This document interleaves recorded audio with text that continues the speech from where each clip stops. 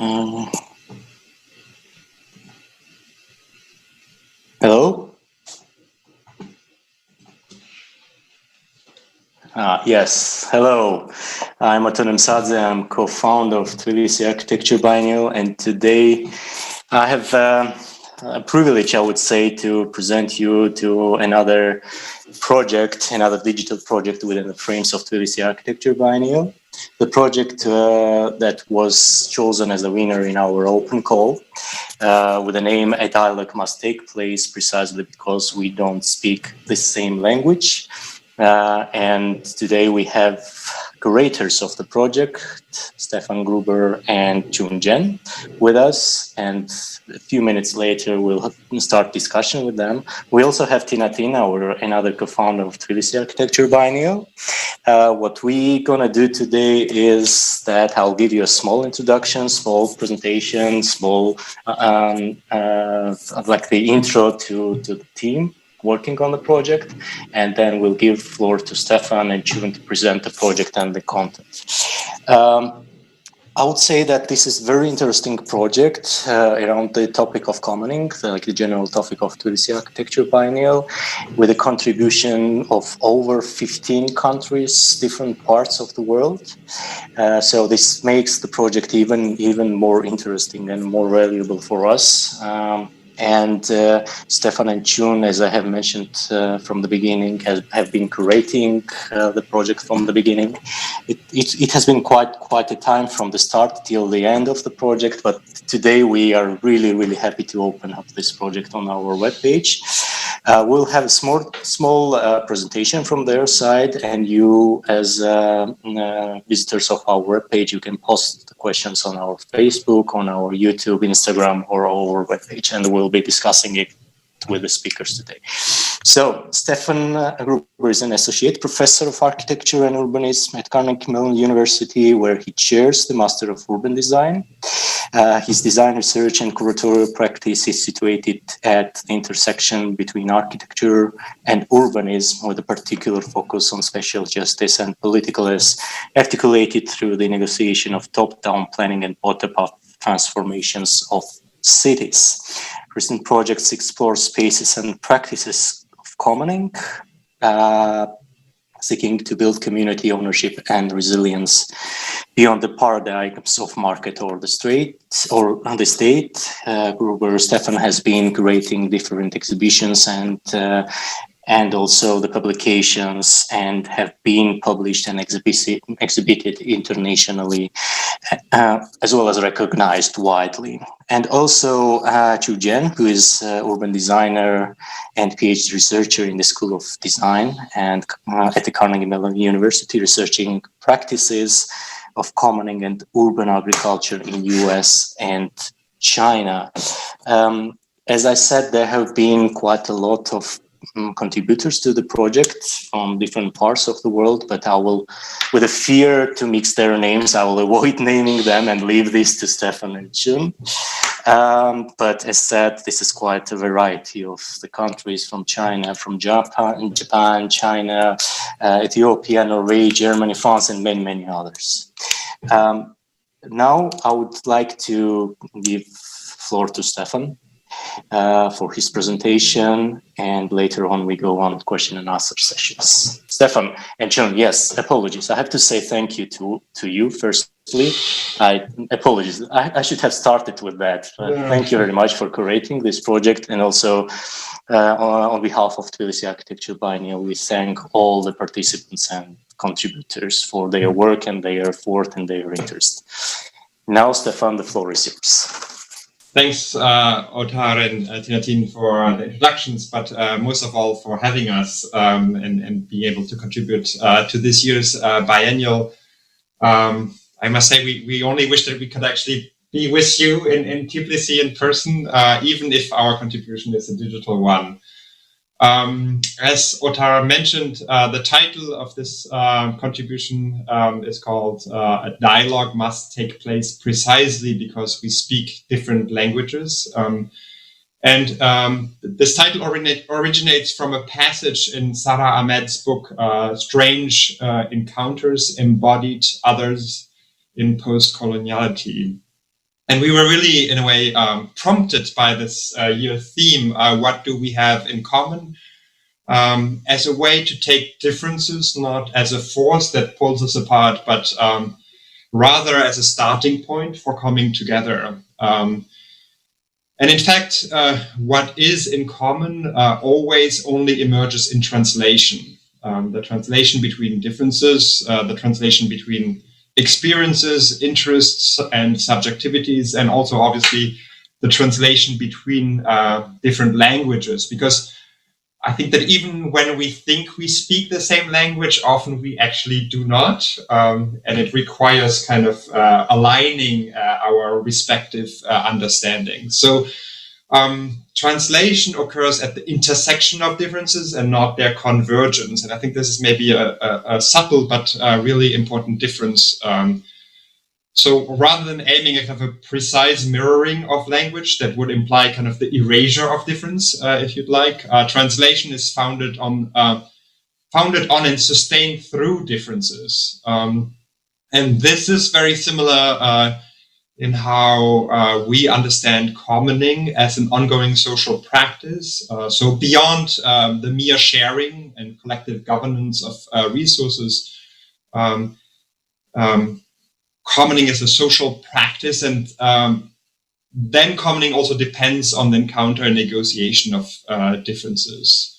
So in that understanding, commoning is never free of friction, or kind of entails or kind of acknowledges also conflict, and is maybe also distinct from more nostalgic notions of communities that would rely on an idea of unity or coherence. In contrast, I would argue that commoning only emerges from an active process of articulating individual differences in such a way to constitute common interests. And this is also, I think, why we always prefer or emphasize the active tense commoning versus rather than commons. According to Stavros Stavridis, who I know was a kind of a keynote opening this biennial, he actually argues that commoning can only exist as an ever-expanding endeavor, or kind of an ever-expanding institution that welcomes newcomers. Newcomers play, I think, a key role in on habits and relationship. And at first, their viewpoint might be unsettling, especially when they kind of arrive and unmask common rituals or prevailing power structures. They kind of, in a way, questions our everyday habits and behaviors. But at the same time, the distance their language creates can also be, I think, enabling and heighten a sense of agency, a sense of self-determination. So the process of literally coming to terms, finding common terms, and building mutual understanding requires an active participation in defining common ground. So again, this emphasis on becoming not a passive receiver of kind of values, but a co-producer. And here, for me, the work of Willem Flusser has been really influential in how he reflects on the role of migration and migrants. He argues that being unsettled is indispensable for settling with resolve. And this is, again, this is a little bit kind of caught in translation. In German, he actually talks about Entsetztsein, so this notion of unsettling that is has also to do with sitting down and the notion of actually taking roots. So just because it actually requires this kind of this more kind of deliberate action, it I think also relates to this idea process. I think just as there is no commons without commoning, the encounter of and translation between differences is really something that paradoxically I think is really essential to create a more sustainable and resilient idea of community. Now, I think this realization gains, I think, particular importance against the backdrop of current kind of rise in nationalism, xenophobia, and also social fragmentation that we're kind of witnessing, definitely in the US, but I think in many other places in the world.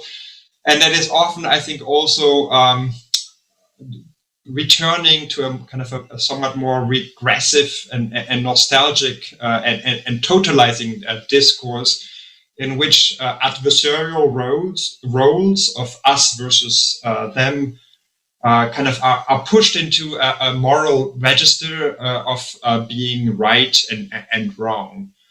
But I think that when shared interests and beliefs and habits are simply kind of just passed on and not co-produce actively, a community soon will calcifies and often runs the risk of accumulating and even abusing power.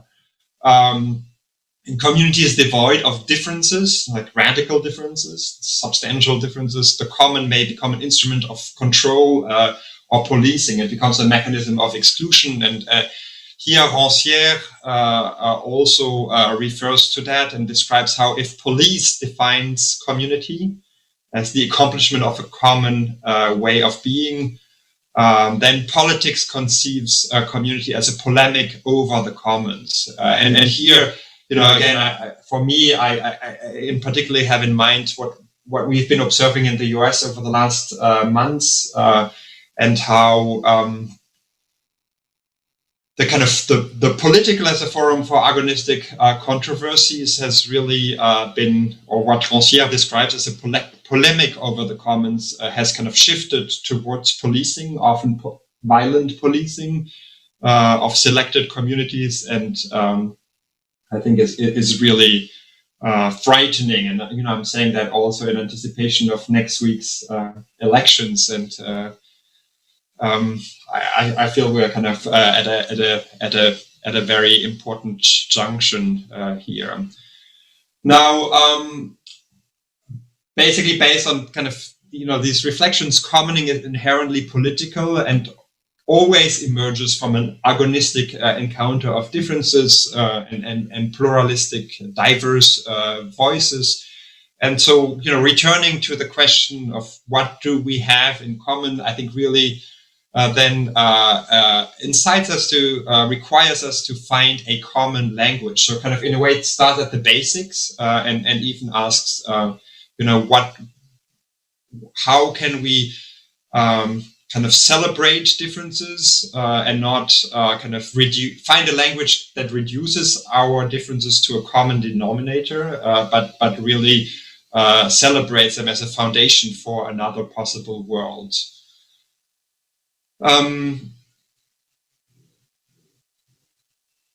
So, I mean, in this kind of digital space and the contribution that we're making to the biennial, we aimed at initiating a dialogue about spaces and practices of commoning, and try to situate their histories, their diverse etymologies and also reflect on the impossibility of translating them, or the possibility and impossibility. What does it mean to translate a practice or space of commoning into another language, into another culture? Because we believe kind of fundamentally that if indeed other worlds are possible, they will only emerge from a plurality of practices and viewpoints, you know, both old and new practices, indigenous and urban communities, feminist and environmental movements alike. And here also Paulo Freire's writing in Pedagogy of the Oppressed is an inspiration. he actually reflects on the notion of what a dialogue or the dialogical is. And he insists that it is always, or needs to always be, both a reflection and an action. And it's only in this kind of radical interaction, and if we don't sacrifice one, that we will kind of arrive at something that is a true exchange. He talks about, action being research, being word, work, and practice at the same time, and kind of fears that the sacrifice of action leads to verbalism, and the sacrifice of reflection leads to activism. And so basically with this kind of set of contributions, we really try to kind of also reflect on what we do when we speak as a form of action. And so, based on in a way also more humble and begin or understand that any attempt of speaking, dialoguing always has to do with unlearning, our language, unlearning our understanding or assumptions that we have about language, and also being displaced, kind of introducing a new perspective that will challenge our worldview. And of course, this is kind of also, I think, triggered by a very kind of personal experience about the role that English language has, the kind of Anglo-Saxon epistemology, and has on, cultural production and also academic work. Both Chan and I have this experience of being between cultures, kind of, not actually working and living in the language that we grew up with, but at the same time being confronted with this paradox that I would probably not be able to talk to you about these ideas in either German or French, which are my kind of mother and father tongues kind of languages. So this is more kind of personal aspect to this. So really through these conversations, or the beginning of these conversations, we're hoping to explore the pluriversality of commoning, but also the kind of pluriversality of spatial practices. And maybe before I kind of hand over to Chan, who will give us a little bit of a tour of the exhibition and then discuss selected contributions or terms in a bit more detail, I wanted to kind of first take a moment to also thank and acknowledge all our contributors. Mentioned span several countries and continents. So we are very grateful to Galia Alsanea, Ahmed Ansari, Tatiana Bilbao, Monica Shushi, Grimaldo Rengifo, and Eduardo Godinas, Johannes Heimrath, Sandy Hilal and Alessandro Petti, Jeff Howe, Eleni Catrini, Aristodimos Kominos, Joar Nango, Brooke Tegle Haimanot, and Yoshiharu Tsukamoto. Backstage of this project, we have had the help of Helen Chang, who's worked on both translation and editing. And because translation is so at the heart of this project, there was actually quite some work. And also importantly, Yilun Hong, who's kind of helped with developing the web page and interface. And finally, before I kind of hand over to Chan, I also want to thank again Otara and Tina team, but all the organizers of the Tbilisi Architecture Biennale who've made this possible. But also mention the School of Commons in Zurich that is based at the University of Applied Arts in Zurich, and their map fellowship that has provided a context for us to, develop these ideas. All right. Thank you, Stefan, and thank you for helping me out with the names. I would never manage that. I probably need to apologize too. I will have probably kind of massacred some of the names. Yeah, sometimes it's difficult to translate actually also the name. This detailed introduction, very interesting introduction, and Chan, now it's your turn to guide us through the project. Yeah, thank you, Ota, and thank you, Stefan, for the wonderful introduction. So now I'm going to take over, and we will first show you around our kind of digital exhibits, and also give you a brief introduction of our contributions. Let me share my screen first.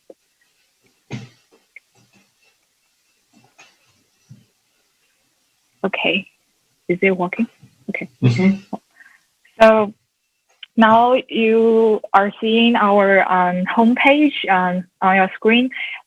This is our main website if a dialogue must take place. We have in this exhibition over 12 contributors from across the world. They each reflected on a term that is closely kind of related to the notion of commonality or commony in their own cultures. Our website is thus organized in a way of like a huge canvas of these terms in their own boxes, but also blend together. And the canvas is designed to have no kind of beginning or end and no hierarchy. So it will be developed continuously. And now we can look into, like, when you hover over to some of the words, you will see a pop-up, like a highlight word. And then if you click on the word, you will see their text or audio or video content. So for example, this one is Kiyose by Yoshiharu Tsukamoto.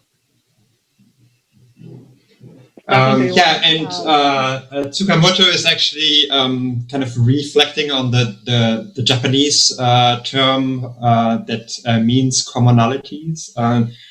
And he reflects, he has a more kind of particular focus also on what it means to talk about commonalities in architecture. So reflecting also on how architecture typologies or types are a reflection of the kind of accumulative behavior of not only people, but more than humans, natural elements, and also the social practices and the behavior of people that kind of crystallize over time, but are in a way never fixed, but rather subject to an ongoing negotiation and evolution.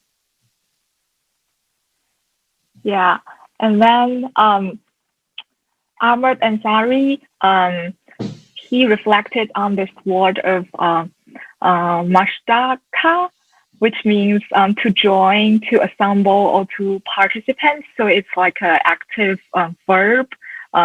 This word in Urdu, meaning that you can turn yourself into a collective or a community or a group of commoners. And Jomango, we have his video, actually a video here. Yeah, so João Nango is a Sami artist and architect from the semi-nomadic indigenous people of northern Norway, Sweden, Finland, and Russia. And he, in this kind of slideshow or video, takes us on a journey through the kind of northern regions, in which he kind of developed the concept of and coined the term of indigenuity. So studying the local and indigenous ingenuity of everyday design.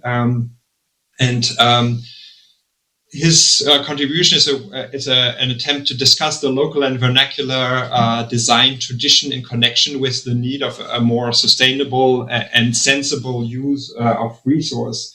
And we thought it was really an interesting way of also thinking about translation, how it also happens through kind of an aesthetic language that is visible in the kind of design and use of everyday objects and things.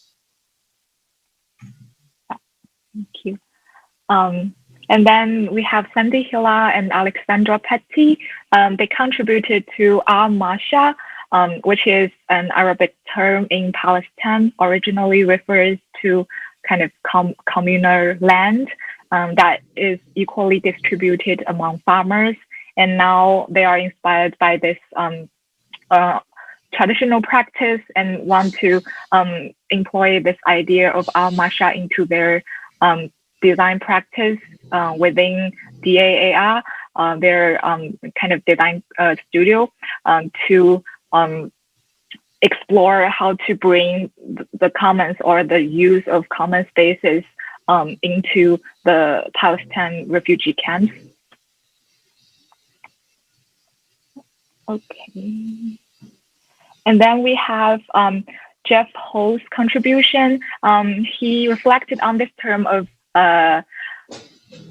坐火. I'm not sure if I'm pronouncing this right. It's in Taiwanese, meaning togetherness. So he reflects on this very traditional Taiwanese term in conjunction to a project called Nanji Rice.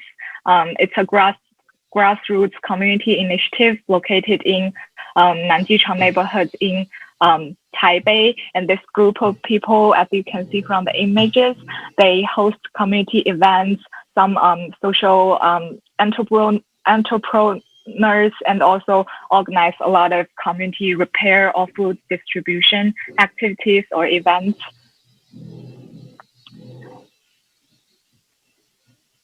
And then we are, sorry. Yeah, Tatiana Bilbao reflects on the term Gelayetza in the Zapotec region of Oaxaca in Mexico. And what is really interesting about her contribution is that she also kind of, in a way, emphasizes the aspect of rituals in practices of commoning. So Gelayetza is, in a way, she describes it as a way of life. It is a ritual that is, on the one hand, is inscribed in the everyday, expressed through mutual networks of support and collective care. But then once a year, this kind of way of life, or this daily rituals actually crystallize in a more formal ritual in form of a yearly festival. Now seeing which one. Okay. Oh, and what is interesting about Galia, John will talk about this a little more in detail about the relationship of different contributions, but Galia Alzanea also kind of speaks about the term of al-Mosha. So the same as Sandy Hilal and Alessandro Petty, but from a Kuwaiti perspective, and relates the kind of evolution of this term also to the space of the Divania. This is a space in Kuwait that is in between the domestic, the private sphere, and the public. But is also, I think, projecting towards the future and analyzing how a shift towards the digital realm, social media, on the one hand, has kind of led to a continuity. So the social practice and social relations that exist in space in these Divanias is somehow replicated or translated to the virtual world. And nonetheless, because here other rules apply, especially also gender relationships are being renegotiated and offer a perspective for maybe kind of an emancipatory process. And then she asks, in a way, to which extent maybe this new digital commoning or digital duvenirs might eventually reflect back or be translated back to the real world. Yeah. Okay. And then let me communals had this very amazing conversation around the Greece society. I think it's called Koinonia. So they took a walk and recorded their conversation along the walk of their discussion on the notion of Koinonia, the society in Greek, and through their conversations or constant exchanges of ideas, they shared with us how the definition of the word and the evolutionary translations of the word happened, and then kind of imagine this Koinonia as not only a collective of people, which is its original meaning, but more like an active participation or active behaviors to co-creating the society of the people. And then we have one.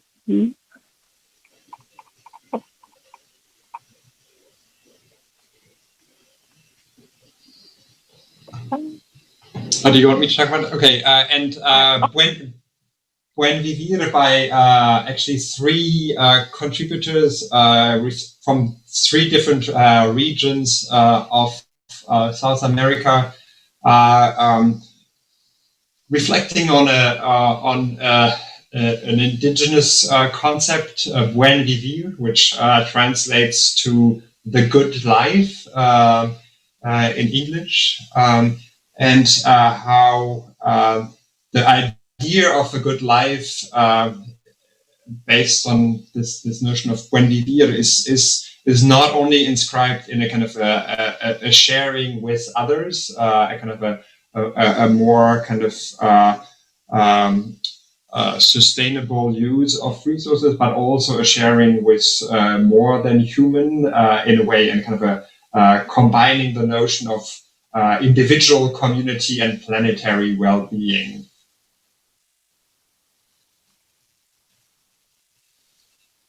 Did we do all of them? Oh, no. Yeah, I think so. Not yet. Oh, yeah. Okay. Of course. This is a passage written by me. So I reflected on the term, or not a term, but more like a very authentic Confucian's text called 大同, and I interpreted it as the great community. So in this text, Confucius actually had this vision of a great community where people kind of have a form of self-organization, and it's a very primitive model of kind of a deliberate democratic system. But then this word is kind of abused or twisted throughout the history by kind of the rulers. So now it started to lose its original meaning. And last but not least, I think we come down to Sefer.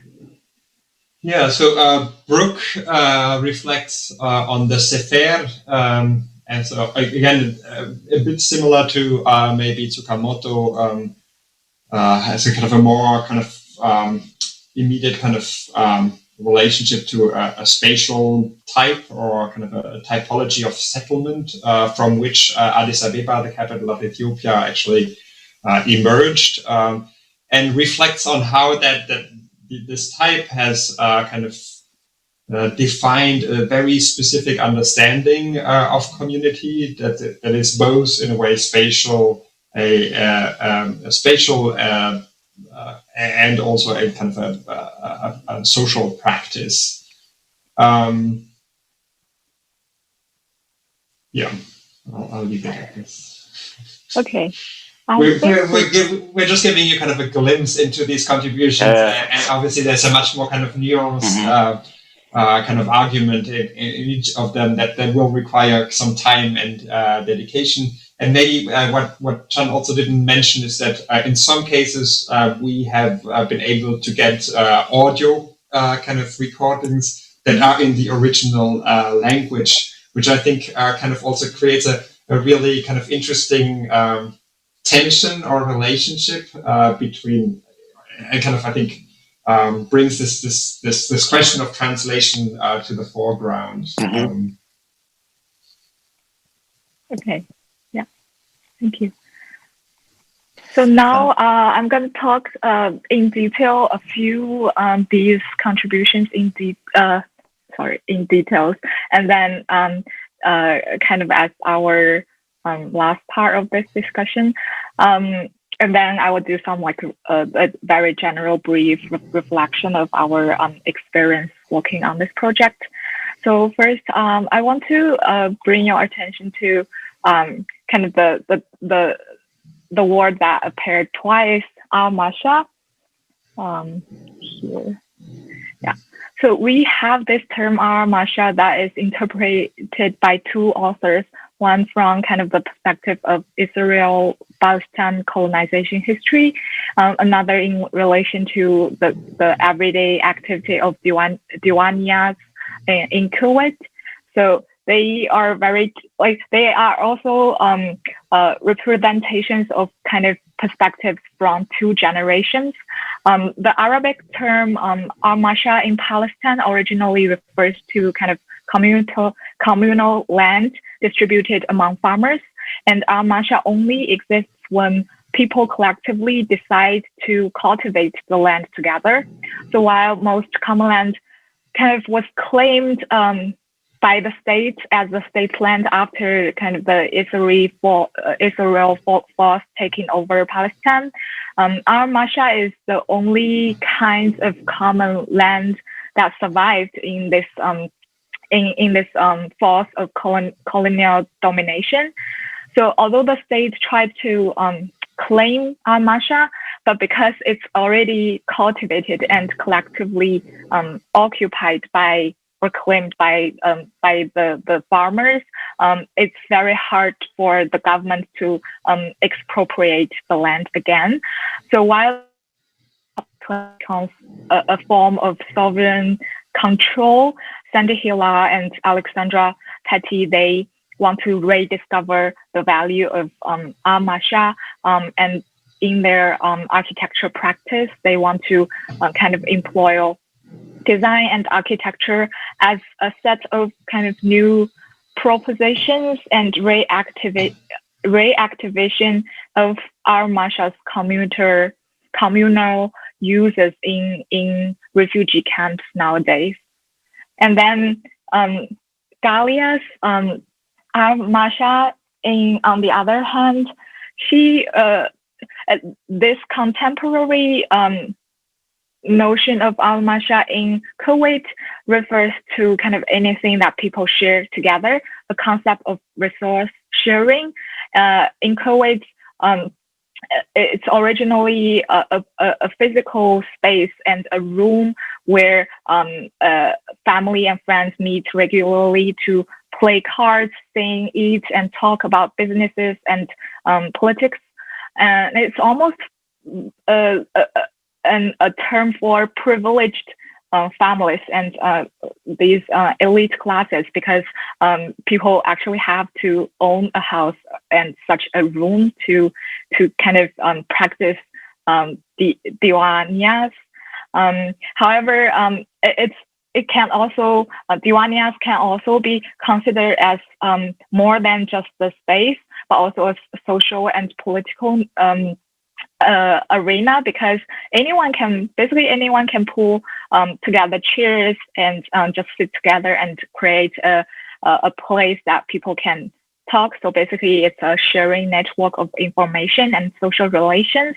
So derived from this kind of more advanced interpretation of Diwania, Galia also ties it into kind of a digital development of commons that has no kind of boundary or limitation of gender or classes. So the physical space of Diwania now is still more like a gentleman's club, but then the Diwania can start to offer the possibility to translate the commons or the sharing practice to a more fluid and more immaterial format. So both of them interpreted the same word, but from very different perspectives. And then next, I want to introduce Joe Nango's work, the Indigenuity Manifesto, and along with Eleni Katrini and Aristodemos Kominos conversation on kind of the Kinonia. So they both reflected a little bit on the on very like indigenous or traditional wisdom and cultural constructs, but in two different kind of areas in Europe. John Nango is an architect and artist with kind of a Sami background, and the Sami are the semi-nomadic indigenous people of northern Norway, Sweden, Finland, and part of Russia. They pursue kind of a very traditional way of living. So tasks that are very simple in our kind of urban life are really hard for them. So it's a challenge for them to actually live in the Arctic. But over centuries of coexistence of the extreme climate, the Sami people, they started to learn to adapt. So in this video, you can see they started to hack into these everyday objects and use very creative ways to kind of to adapt to their extreme weathers or their living conditions. So starting in 2010, Joe Nango began a journey through kind of these countries, and then examine the concept of ingenuity, which is like indigenous plus genuity, which is the local and indigenous wisdom in their everyday life design. So he investigated the local and vernacular design tradition in connection with the need of a more sustainable and sensible use of natural resources. So we included this video, his latest work presenting the Sami's kind of creative makeshift everyday constructions. And then in other country where we normally want to relate kind of indigenous to Greece or Greek people, but Eleni and Aristodemos, they had this kind of a wander in the city, and then shared this conversation between them about this very authentic word of Kinonia in Greek. So this word originally in their dictionary means a pure concept of the sum of people.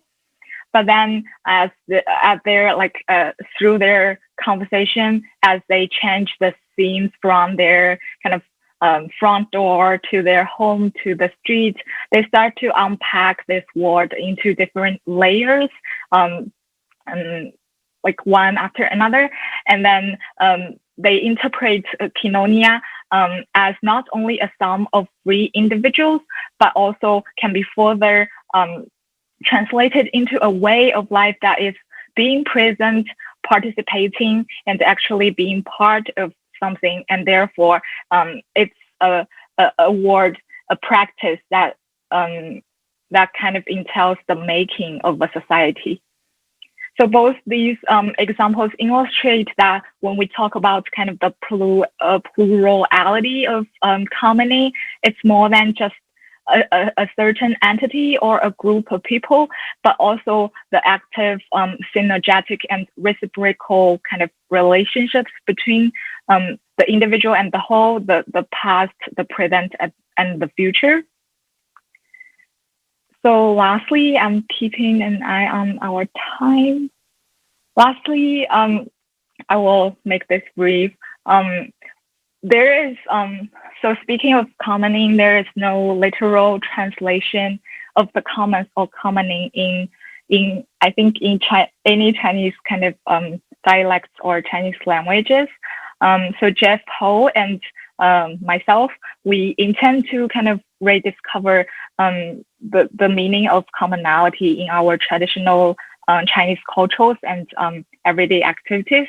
So Jeff Ho have reflected on 做火 in Hokklo, Taiwanese dialect or language.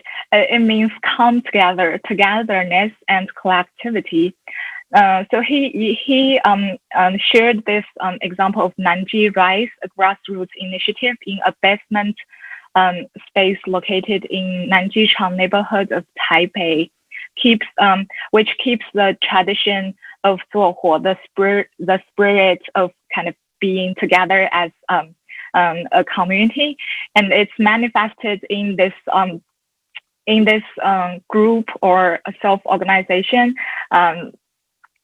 as kind of they host social startups working in this space together with the neighborhood residents and staff and also volunteers who will operate community kitchens, food bank, summer camps for kids, and also repair services, to name a few. So it's like a collective self-help community organization, which employs the idea of the traditional 做火. And on the other hand, my passage on 大同, it's more ancient version of kind of the understanding of commoning. I wrote this essay to reflect on the Confucius notion of the great community, while the original 大同 passage written in classical Chinese, and you can also listen to it here. Confucius had a vision of deliberate democratic society called the 大同 world. And after many philosophers, politicians, and activists over this past centuries to kind of translated this word or this original paragraph, and also they hoped to kind of apply this notion of 大同 into their their understanding of this passage into different aspects of Chinese society. The concept was kind of twisted and to ultimately to fulfill the needs by the leaders to promote a political slogan with the subjective of enforcing unconditional obedience. So it's more like a abuse of a very traditional word. But nowadays, since the Chinese government is trying to bring back more and more bottom-up design processes, I really hope that the true meaning or the original meaning of 大同 can be brought back in our contemporary urban design context. And also grammar and syntax wise, both Jeff Ho's 做火 and my term 大同, they can be used as or within a verb, a noun, or an adjective. So this also very coincides with what Peter Limbaugh would argue, that there is no common without commoning. So commoning is kind of a active verb instead of a still noun. So that's all I want to share with you in give you a more detailed overview of our project. And as we kind of wrap up this session or this our introduction, I want to talk about after we put this together, somehow these all these contributions, they all have very different voices, sometimes complementing one another. Other times they share a lot of commonalities and differences. So there are a few emerging threads that we are already observing in our lecture sessions about these kind of patterns or discoveries. But some things that we noticed are many authors, they talked about the historical notion of commonality or commoning in their history in relation to the land, the human and the non-human elements. And then the second one is kind of they all kind of try to include the materiality and the immateriality of the term or the practice that they are trying to reflect on. And the third one is that they also mostly they have a close relationship to kind of the expropriation by the rulers or the governments, and they reflect the implication of kind of colonization development or the decolonization attempts. And lastly, as architects or designers or artists, what we are trying to get from these reflections are kind of we don't want a literal return to the original kind of practices or meanings of these terms, but instead we want to kind of gave some thought to them, but then to further kind of elaborate them or develop them as a set of new propositions in our contemporary practices. So I hope these kind of points can serve as our prompt starting points for our future discussions, and we will continue developing this project and expand all these contents in the next few months. And we are looking forward to kind of bring together some of our current contributors to have an online discussion on November 14th at 9 a.m. probably Eastern Standard Time, and we want to include these contributors to have a discussion with us to talk about their experience working on this project, but also we can collectively have a roundtable discussion about the emerging questions that I just talked about.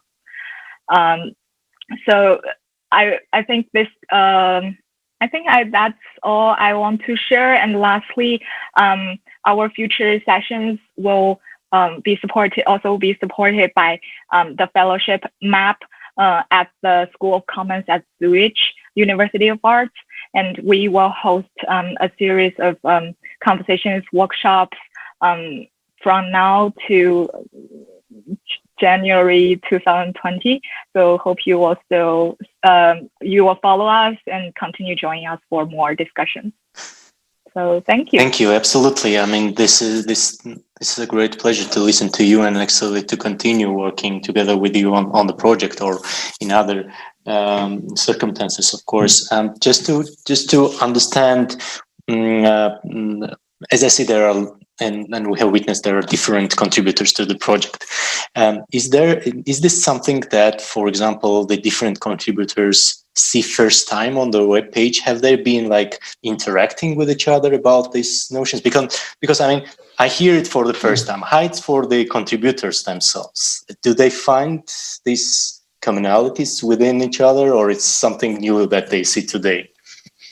Well, it's even a little bit new for us because the contributions came in some at least at the very last moment, and we had a pretty kind of ambitious kind of schedule for the production of this. So no, they have not been in conversation, and that's I think a really good question, because for us we thought that actually having some positions, some texts or written reflections might be a really a more substantial kind of basis or foundation for then this kind of actually more lively exchange. But we are very curious to see how they respond and react to each other's voices. Yeah, especially to this. I was just noting down al-Mosha, if I recall it correctly, the notions when there's like different, not translation, but different perception of the similarities, a similar word or similar approaches by two different contributors. So that would be really an interesting to see or hear how these people will later on interact to their findings. And I think that if that's the case, that you will have this conversation, that would be super interesting. I think that it's like the next step of the project. One thing I also was noting down, you mentioned that with this project you were trying to find, you already observed some of the commonalities and also some differences, and you have mentioned some of this during your speech, John. But I think you mostly referred on the commonalities but not the differences. And while reading all this, or going through the contributions, what do you think is difference in these commonalities? Should I give it a shot? So, I mean, I think that what's becoming really clear through this aggregation of perspective is that what might be desirable in one context might actually turn into a disaster somewhere else. That has to do with the different role of the state, let's say, and the kind of how democracy is articulated, or let's say gender relationships. And that's I think where in a way we need to kind of acknowledge that although we are all subjected to similar forces as part of a globalization and kind of a borderless neoliberal kind of capitalism. At the same time, I think it is so important to really kind of situate these discussions and practices in their respective context and understanding them very carefully. And so, yeah. Yeah, I think that's still quite a discussion around the topic, and interesting discussion coming up with the findings. You also wrote in this your explanation of the project, like the final words. You say that you hope to explore this pluriversality of the commonic. How do you foresee it right now when you have these contributions already? Have your hopes somehow met? Have you observed? Yeah, I mean, I definitely think so. I mean, I think one. I mean, we've been observing that the commons is kind of moving to somehow a much more. While there has been a kind of a commons debate, an ongoing commons debate for decades or even centuries, you could say. It's definitely, I think, has moved to a little bit kind of a more kind of mainstream discussions. And I mean, I think that it is really essential that that we don't aim for kind of a singular kind of definition of what commons is. And I think that one of the problems is that, I mean, we're having this conversation in English, is that English has become such a kind of a dominant language that there is a risk of always return to kind of medieval England and the kind of enclosure movement as the kind of the foundation to explain what commons are. And I do think that we've kind of seen, that many of these conversations by contributors go back also kind of just as long and go back centuries. And so there's, I think, a whole work on kind of epistemology, I think, that needs to be done. And I think a lot of work to be done, basically. Yeah. And I think, of course, even at our like everyday individual level, we started to, because originally we always start our kind of conversation with others with kind of the very Anglo-Saxon definition of commoning. So we always start to explaining the commons, Elinor Ostrom, but now we actually start to reflect like way of convening these ideas in our everyday conversations. Yeah. Tina, you wanted to say something? Yes, thank you so much for this really wonderful project. And as Otar mentioned before, this is really something super important for in terms of our topic and the biennial. It's really something super interesting also to see, as you just said, we always like try to explain the commoning from this Anglo-Saxon or Western perspective, but actually like each society or country or region has their own definition of it. No, it's like if we try to find these words that you found, they will understand it better what we all mean with this common. So I just wanted to say that it's really interesting to explore, like, depending on what kind of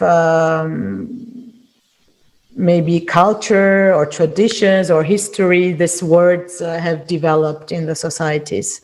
And I was like trying to think a relevant word in Georgian. Okay, we have this, you have already used it also there, asayerto, but I was thinking if I could actually think of a practice that would be similar to, maybe Otto, you have an idea. I was thinking about so-called birja, but that's a very masculine practice. We have actually one pavilion, physical one, which is called Birja Station. So they're discussing this topic exactly because it's Birja is a Russian word. So it's a place where actually only men meet outside. So a little bit like the Biennial. Yeah. Yeah. So, I mean, I think this is also an important moment to mention it. Under the commoning link, the English term, we've kind of also included an email and an invitation for anyone who visits the exhibition to share with us some of their notions and ideas of commoning.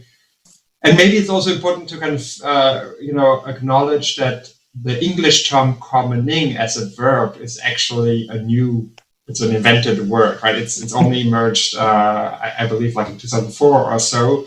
So I think that also, signals that we need to, and I think that emerged in an attempt to kind of shift the conversation away from the commons as a material, natural resource to something that acknowledges that the importance of the kind of the stewardship and the social reproduction of that, right? That it actually requires an investment and is as a practice. And so I think that is just an important reminder that maybe in order to change the world, we need to come up with new words that signify that, right? And so part of this is to look back in like, what roots do notions of commoning have in many different cultures, but also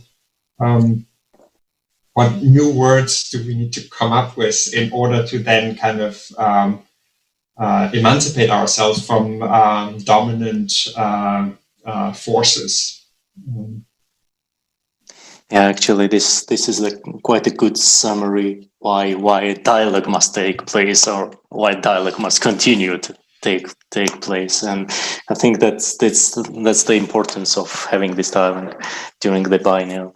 I don't think that we have any questions from the audience. Tico, do you observe it? Yeah, I'm also looking, but we don't.